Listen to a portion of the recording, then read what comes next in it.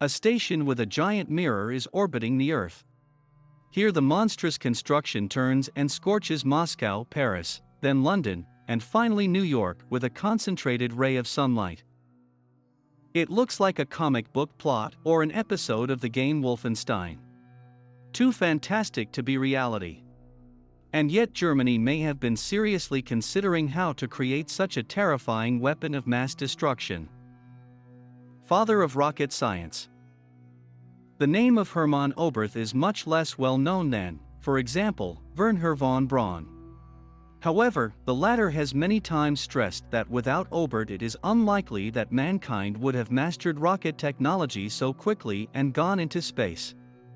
In the early 1920s, the native of Transylvania published a book in which, through mathematical calculations, he proved the possibility of space exploration through already existing technology.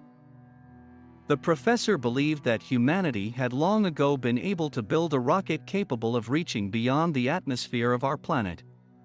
And with the help of such apparatuses, it is possible to study the Earth and what is beyond it.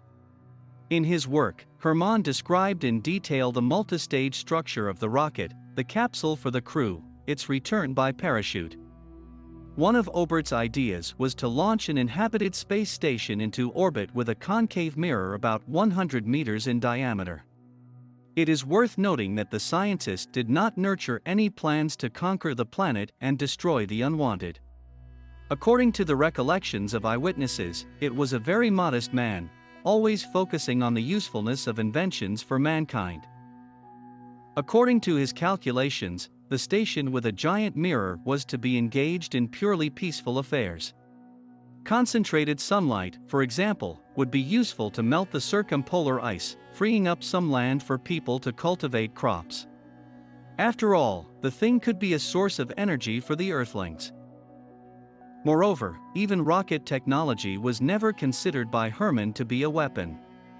During his lectures he did not deny that intercontinental ballistic missiles with a bomb or poison gas could do a lot of damage.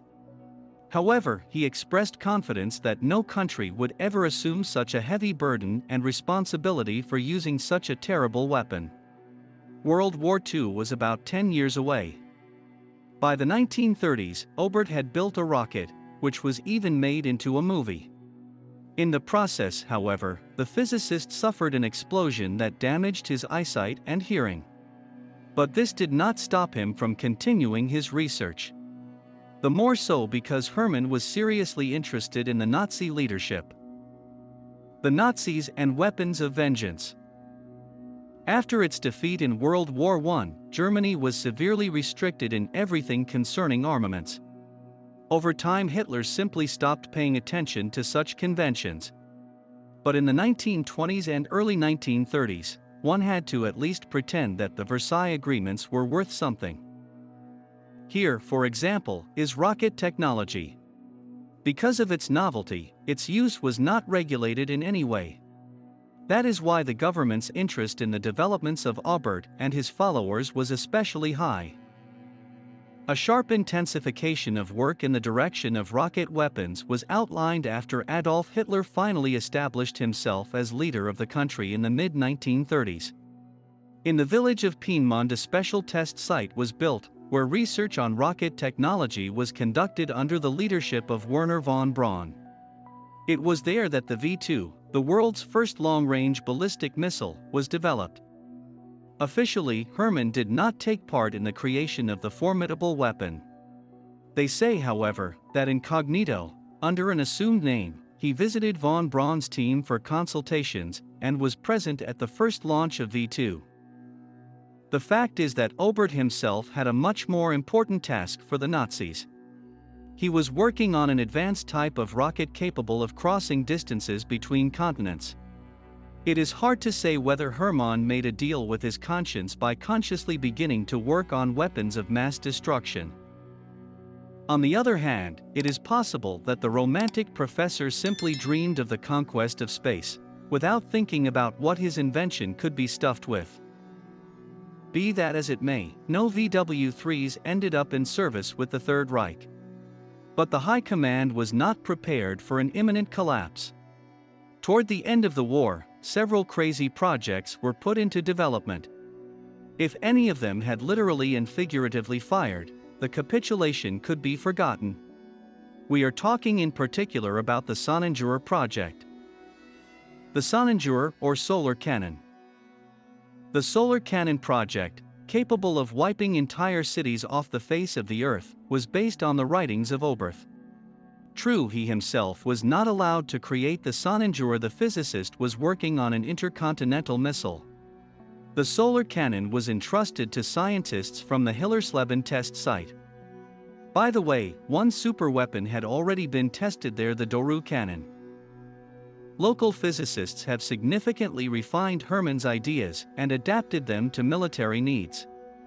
However, the focus was still on the space station. It was planned that it would be assembled in space from separate modules, which, for example, was later implemented in the ISS. Artificial gravity was to be provided by rotation, and the delivery of the modules to orbit would be handled by a perfected V2. The operation of the station would be supported by steam generators powered by solar energy. Inside gardens with thousands of pumpkins, actively absorbing carbon dioxide and providing the station with oxygen. There were even magnetic shoes for working in zero gravity, and helmets to protect the head from metal structures. But the most important element of the complex is a monstrous reflector with an area of about 9 square kilometers. Scientists thought that the disc invented by Obert would not be enough for weapons purposes, so they enlarged it considerably. It was planned to cover the surface of the mirror with metallic sodium, a soft alkali metal of silver color. When exposed to oxygen, it oxidizes, even tends to ignite, and loses its reflective properties. However, in space this problem would be irrelevant. In the idle state, the parabolic mirror would reflect sunlight, protecting the station crew. Using rocket engines, the installation could be deployed so as to focus the sun's beam on a relatively small area of the Earth. It was thought that this would be enough to destroy entire cities. It was planned to place the station at an altitude of about 8,000 kilometers above the planet. Fantasy, propaganda, or real plans? There is no credible evidence that the Germans were seriously working on the Sonnenjäger. The story about the superweapon was allegedly told to the Americans, who occupied Hillersleben, by local scientists. They also said, as if there were two plans for the implementation of the project: optimistic and pessimistic. The first was to launch the solar cannon by about the year 2000. If there were many unplanned difficulties in the process, the Sonnenjäger would have been launched within 100 years. It is worth noting that the first information about this fantastic weapon appeared in the American press in 1945, just before the complete surrender of Germany. It is possible that all this was just part of the propaganda needed by the Allies at that time. However, this does not exclude the fact that Obert did describe in his book a kind of Sonnenjäger. And given the Nazis' love for all kinds of retaliatory instruments, it is possible that in the last years of the war they were ready to grasp at any saving straw, even if it was a project with an Uber mirror that would take forever to build. According to current calculations, at such a distance from the planet, the solar cannon would not have been able to generate enough power to burn out cities anyway. So the Sonnenjäger threatened to become the Germans' most useless development anyway. Hermann Oberth, by the way, lived a long life and saw with his own eyes how mankind conquered space. The German physicist died in 1989, having managed to work with Wernher von Braun in the American space program. Neither of them tried to create a killer mirror. Subscribe to the channel and share this video with your friends. Give it a thumbs up. Write in the comments about what else interesting you can tell about this video. See you in the new video.